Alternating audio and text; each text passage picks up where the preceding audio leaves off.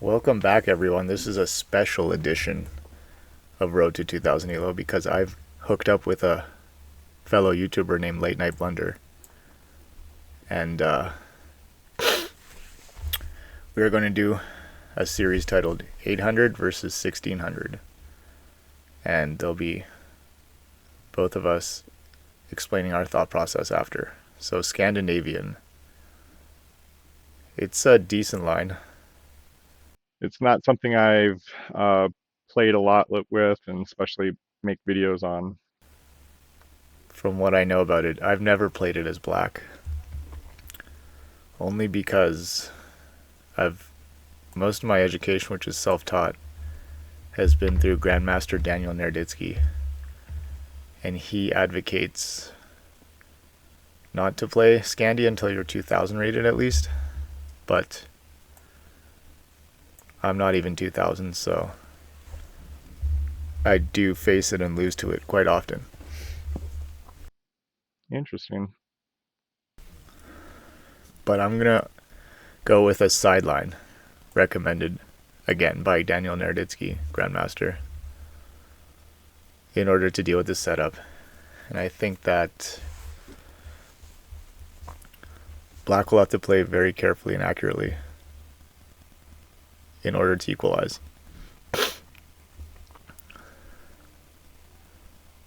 And it should create a tactically rich position in the middle game.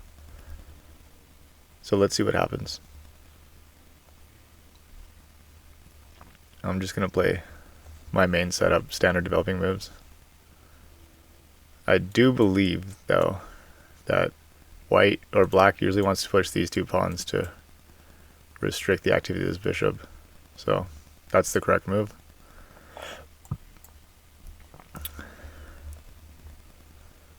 Yeah. Now,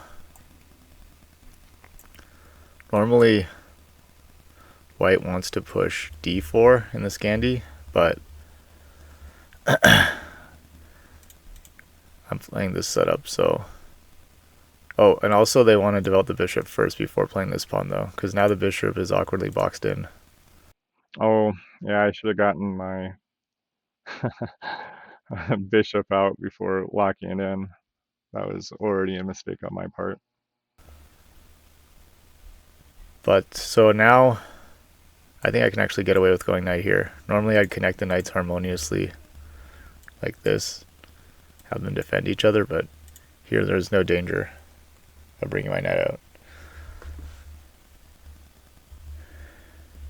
To f3, which is a slightly more active square.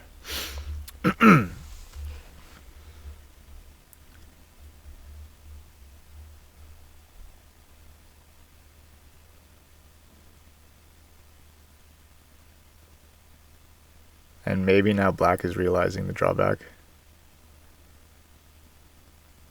Also, black generally wants to put the bishop on e7,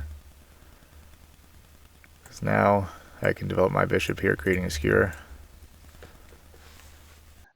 I guess part of my plan is to confuse him with my 800 rated playing.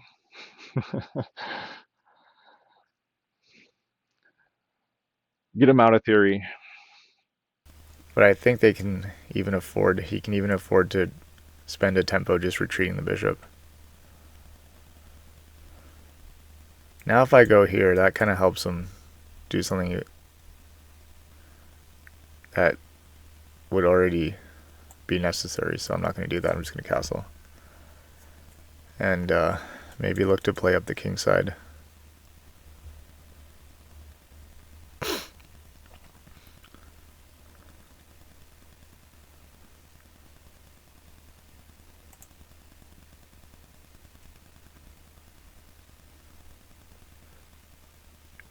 Black could go here, then I could take queen here, rook here to fork the queen and the bishop, the dark squared bishop, and then queen back here, I capture, queen ends up here, but I don't know if that really does anything.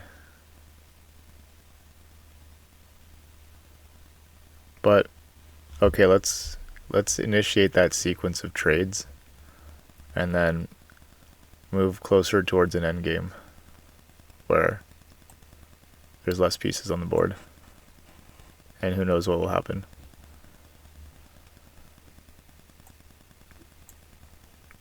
I mean, taking back with the pawn would be suicidal because it would open up the king.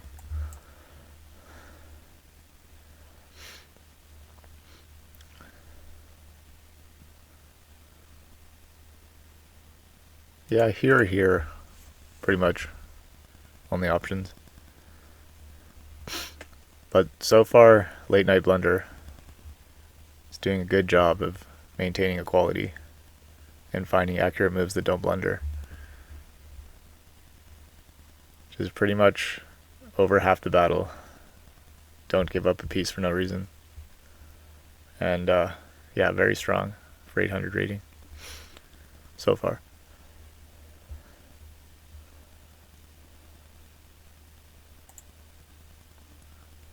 I mean, probably shouldn't invest that much time on that move.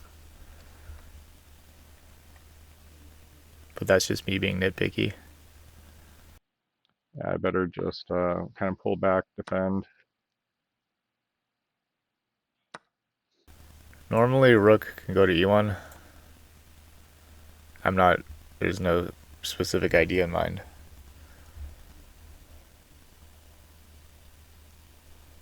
But somehow, if I could get the bishop here. No. What about knight here? Just looking for ideas. Don't see anything concrete yet.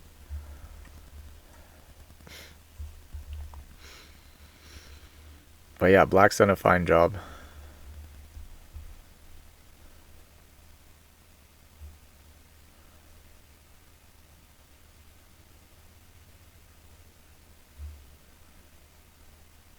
I guess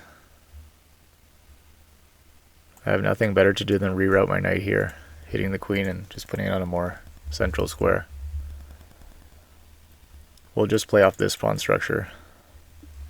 But it's okay. Black does prevent that idea.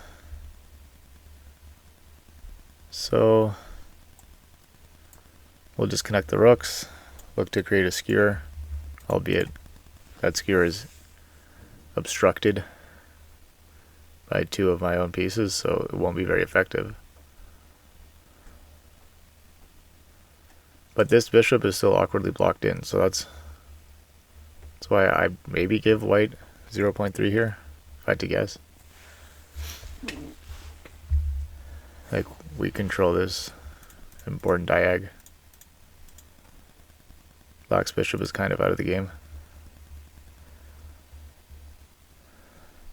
But see, if I go here, potentially bring the bishop in, then we can... Don't see it yet. Do I want to push this pawn? Not necessarily. There's two checks available, and it just, for right now, seems needlessly weakening. I guess I do have this move, just noticed. I'm not moving any of these pawns, I'm just playing off this structure. Don't want to create backward pawns if I don't have to. And black's structure is completely solid as well. That was a good move, the rook. I have a feeling that I'm going to win this game on time, so perhaps for the next game, or no, we will for the next game do longer time controls in order to give Late Night Blunder more time to think. And so that it ensures neither of us win or lose by flagging. Oh, blundered my queen. Oh.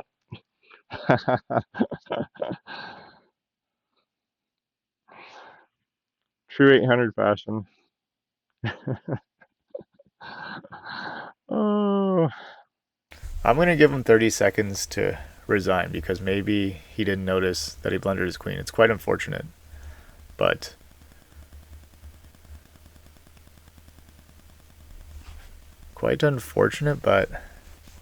I can't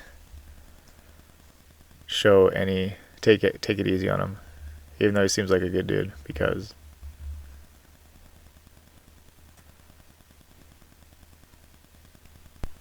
this is what real chess is. Raw and unfiltered. So we are going to lose a bishop and a knight because once he recaptures with this pawn, there's going to be an attack. So let's calculate that actually. Bishop takes queen. Pawn takes queen. Queen takes rook. Knight takes rook. Rook takes knight. So now we're up a minor piece. So basically both ways we're +3 in material. But I kind of want to hang on to my queen. I think that'll be cooler, so I'll... Unless he does resign, but I guess I do have this move, actually, which I just noticed. Sometimes I can't visualize all the moves until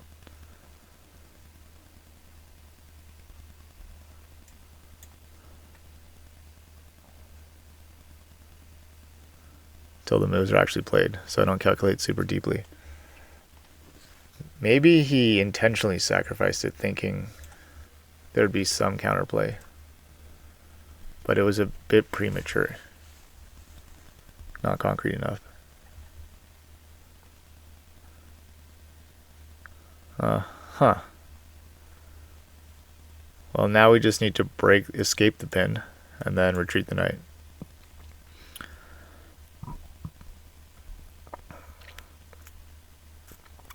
Actually, yeah, okay. Here.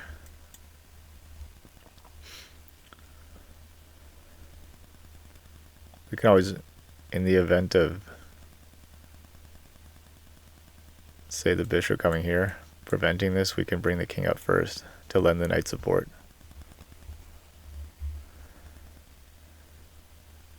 But no shame in the way Late Night Blunder played. It's just blundering the queen, man. It's tough. That's what happens when you play really good players. They put the pressure on you, and so that's an important psychological lesson in chess. Is like you have to just be prepared to make moves that don't blunder. That's like pretty much the entire battle.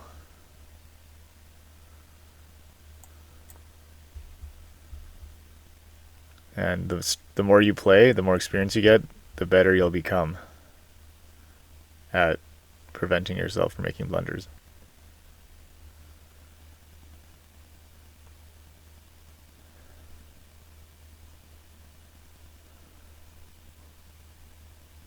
I don't see anything yet. I'm going to go here. If he trades off the bishop, then that's good for us because the less pieces in the position, the better off we are.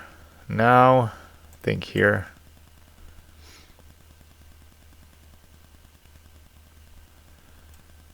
Like there's this square, this square, this square.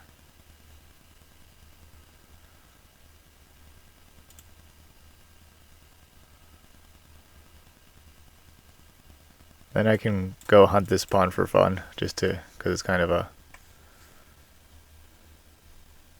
thorn in my side. And I'm sure the 800 rated players that he's used to playing aren't going to play this king move right here, because they don't stop and realize that the king can be a very good defender in endgames. But I will be playing that move. And if we get the rooks off the board, then it's just game over. Because the queen will be free to roam about the cabin.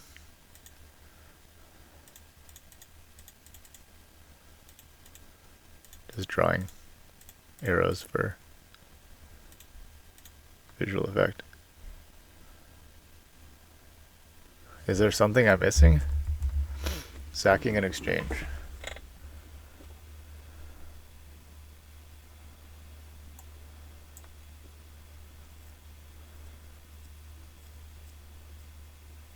Definitely, if I were black, I would try my darndest to keep all the pieces on the board, not trade under any circumstance.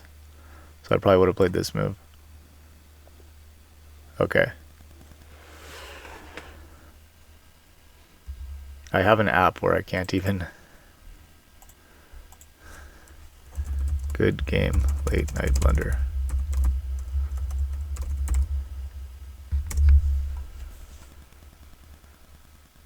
Okay.